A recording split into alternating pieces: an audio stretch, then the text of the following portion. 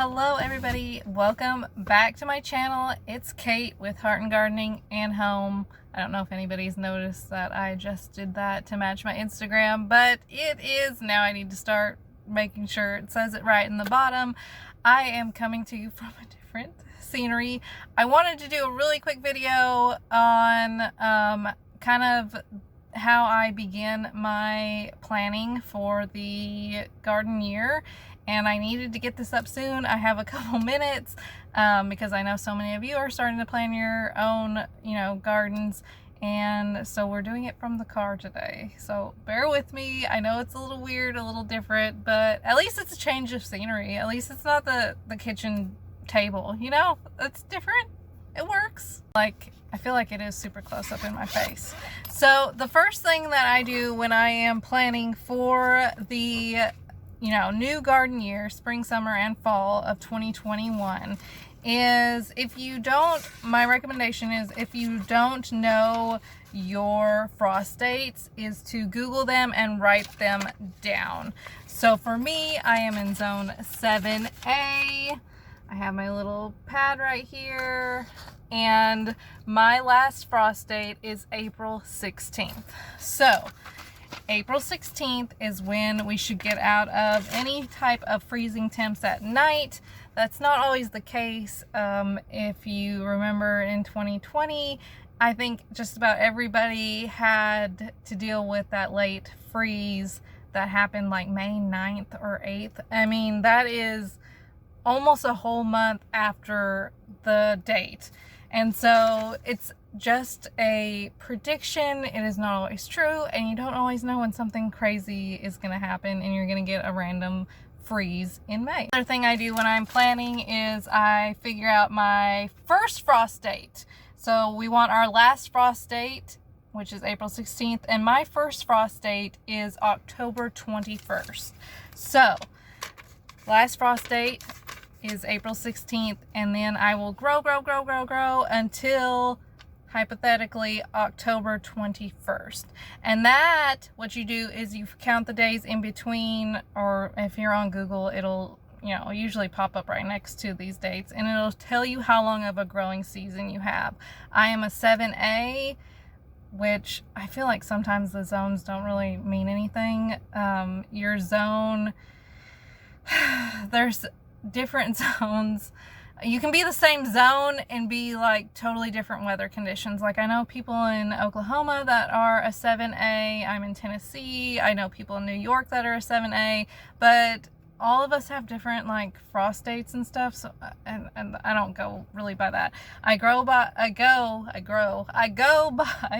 the last frost date, the first frost date, and then that gives me a growing season of 187 days, which is a very long season. 187 days. So it makes me happy when I say that. 187 days. That is my growing season.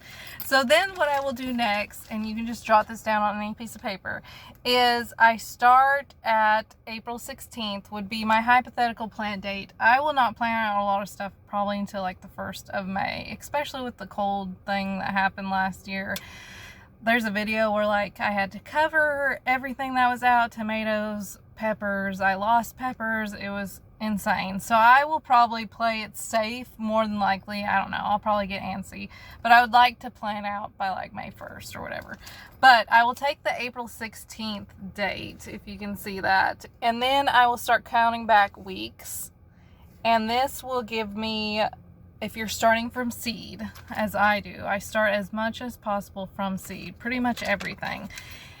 It will give you your weeks out. And so I go back to all the way till 12 weeks out. So 12 weeks out is January 22nd, which is here in like 3 days. So if I have things that need to be started, seeds that need to be started 12 weeks out, January 22nd, boom, right around the corner, it's time to go.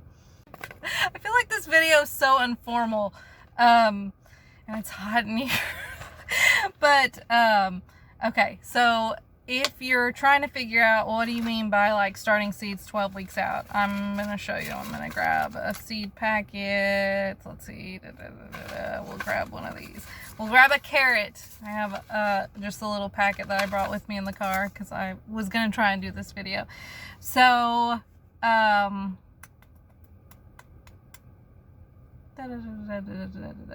maybe carrots wasn't the best one to pick. I brought carrots and peas not thinking. I just grabbed one as I was going out the door, and of course you direct sow carrots and peas, so there's not gonna be there's not gonna be a thing on these. Okay, but I'm gonna take this pea for example. Okay, so usually on the back of them, this one says direct sow and it says after the last frost date, which actually I start my peas before the last frost date too, so before it, so I don't know. Anyway, it'll say when to start. It'll say like start seeds indoors, and it'll say like 4 weeks before the last frost, or it'll say 8 to 12 weeks before the last frost. And so that's when you will take your paper, if something says like 8 weeks before the last frost, and you'll come down and you'll be like 8 weeks out. Okay, that's February 19th, so I need to start my seeds February 19th to get them out by the April 16th date. So a good example of that is peppers. Peppers usually you want to start like 8 weeks before your last frost date.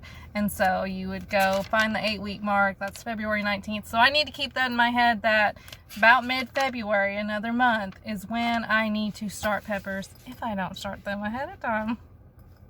So things that you might want to start 12 weeks out would be certain flowers, alliums. I'm going to be starting leeks and hopefully do a video with you guys.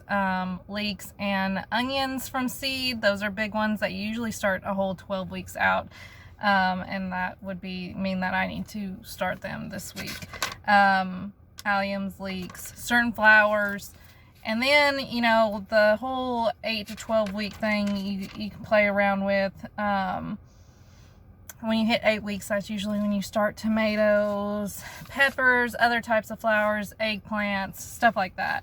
And so that is what I'm currently doing. I am currently going through figuring out frost dates. I should have these memorized. I kind of do, but I still like writing them out. Writing out my growing season and saying 187 days because I think that's impressive. And then going back through to start seeds. I'm going to be starting a lot more seeds this year, so it's important that I have this all planned out and ready to go.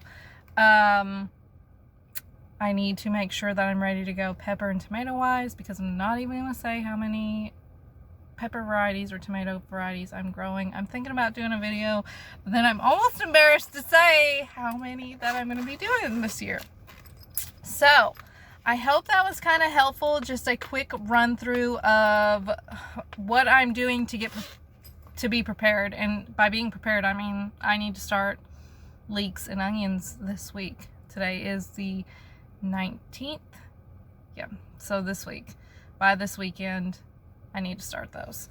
So some of y'all won't be starting stuff, even like alliums and onions. You'll still have more time because your frost dates will be at a, you know, later date than April 16th. I know people in Colorado that I've talked to, their frost dates are like through May. It's insane how different everybody's growing zone is. But I hope that gave you a little bit of insight and will help you look up your last frost dates, your first frost dates, and, you know, give you your growing season. That's how you find the growing season, is the time between the last frost date and your first frost date.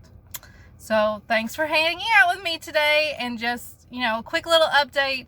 I hope to bring you guys along for some seeds starting like this week. I'll catch you guys next time. Bye.